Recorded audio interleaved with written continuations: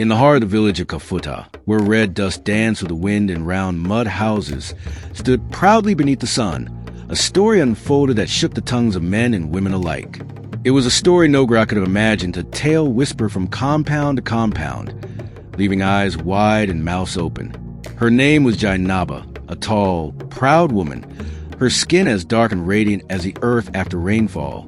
She was known for her gentle spirit, her laughter that rang through the evening like calabash beads, and her devotion to her husband, Pa Senyang, a humble farmer with broad shoulders and a heart as soft as palm oil. The village knew Jainaba well. She dressed in her bright Ankara wrappers, her head tied high in bold fabrics that told of her Mandinka heritage. Every morning, she would sweep the sandy compound, humming old songs while smoke rose from her clay kitchen hut. To many, Jainaba was the very image of an African mother, rooted in culture, dignity, and grace. But then came the day of amazement. Pause. Sound of women ululating.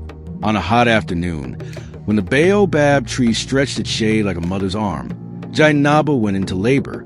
The women gathered, grandmothers with wisdom etched in their wrinkles, aunties with strong arms, and young girls who peeked curiously at the miracle of birth.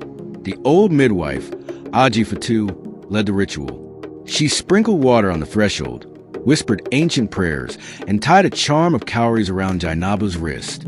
Hours passed. Sweat dripped from her forehead. Drums echoed faintly in the distance. And finally, with one last cry that shook the hut, a baby's wail cut through the village air. But when the women looked down, silence fell. The child was white, skin pale like milk, hair soft and golden like dried millet, eyes bright, almost shining. The midwife gasped. The women dropped their calabashes. Even the fire seemed to pause its crackling. "Subhanallah," one woman whispered. "Wonder shall never end," another shouted. "A black woman has given birth to a white child?" The news spread faster than fire on dry grass.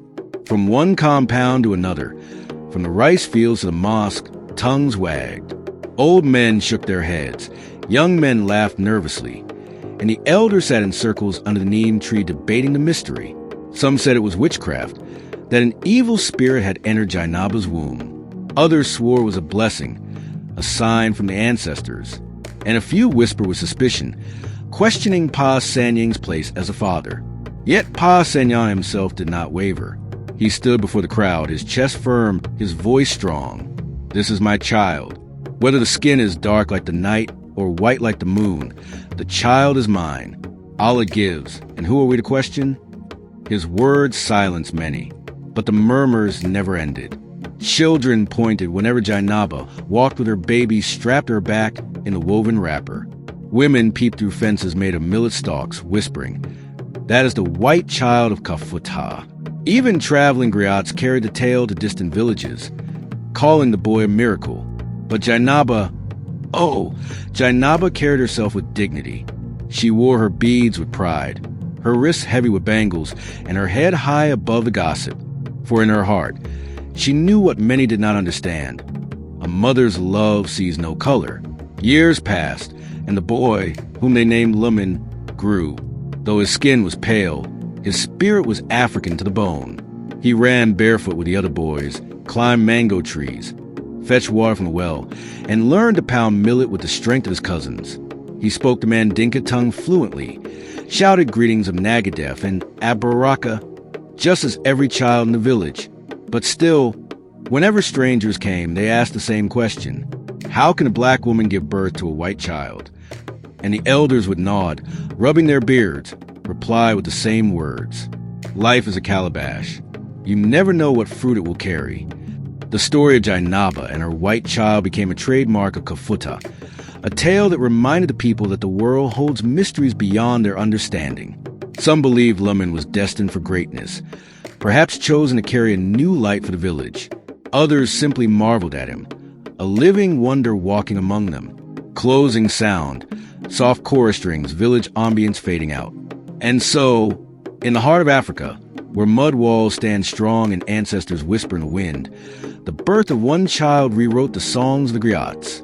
A black woman bore a white son, and in doing so, she gave her village a story that would never be forgotten. For in Africa, every birth is more than a child. It is a sign, a lesson, and sometimes a miracle. Bang, bang, bang. The drum of the story has ended, but its echo lives in your heart. This is Venom Rinse. Subscribe, share, and return for many more African tales await.